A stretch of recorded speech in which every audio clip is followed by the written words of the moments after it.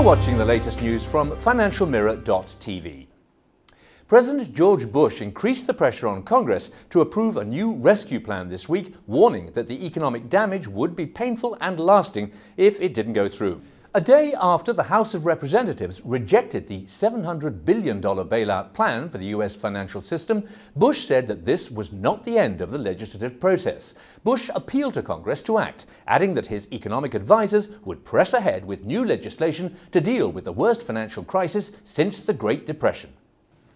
We're at a critical moment for our economy, and we need legislation that decisively addresses the troubled assets now clogging the financial system, helps lenders resume the flow of credit to consumers and businesses, and allows the American economy to get moving again.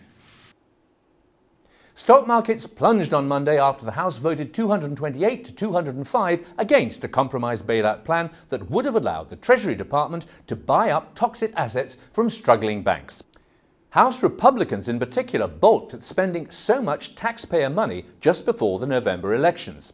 The failure of the bailout bill brought new uncertainty over how long it would take for the government to act.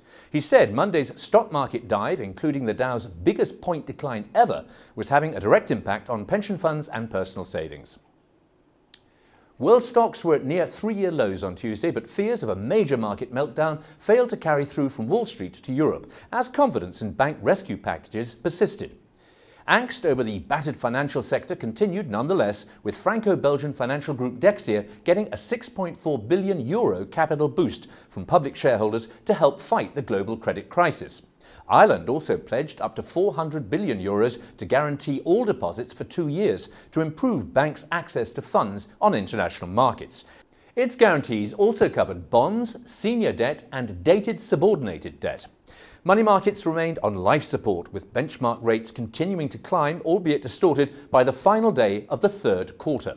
Following all-night negotiations convened just a day after the rescue of Dutch-Belgian bank Fortis, the Belgian government announced that it and other stakeholders would invest €3 billion in Dexia, the French government €1 billion, and French state-controlled Caisse des Dépôts €2 billion.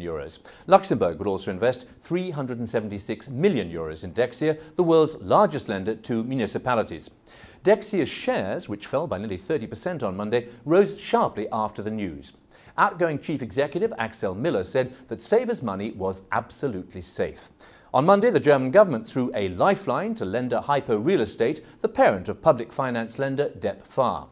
Berlin agreed to provide the bulk of €35 billion in credit guarantees. Oil rallied to $98 a barrel on Tuesday, rebounding after a 10% drop the previous day after US lawmakers rejected that financial sector rescue plan.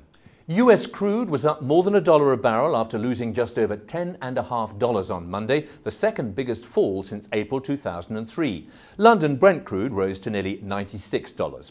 Oil has fallen sharply from a record high of $147.27 a barrel in July on signs that high energy prices and the financial crisis have cut into crude demand in the US and other industrialized nations.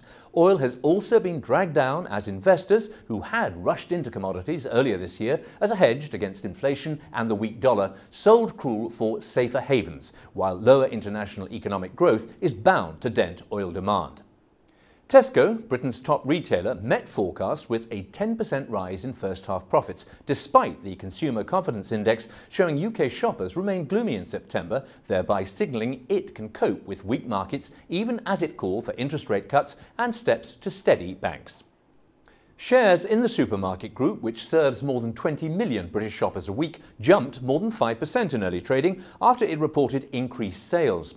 Chief Executive Terry Leahy said that shoppers were hard-pressed, but that reports on retail conditions being the worst for 30 years were exaggerated. Tesco, the world's third biggest retailer behind France's Carrefour and US group Walmart, said pre-tax profit was £1.4 billion, or $2.6 billion, with sales up 14% to £26 billion.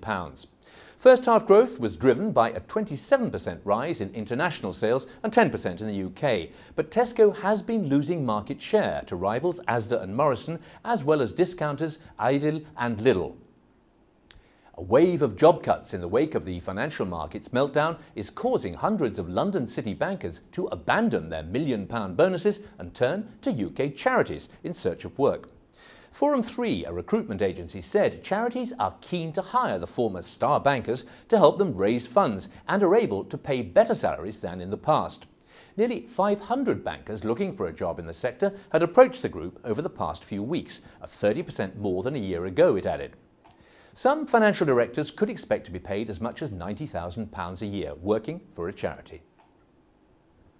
Some more embarrassment for British intelligence services after Hertfordshire police said they were investigating how a camera with information about Al-Qaeda terror suspects was sold on eBay for just £17 and ended up in a police station.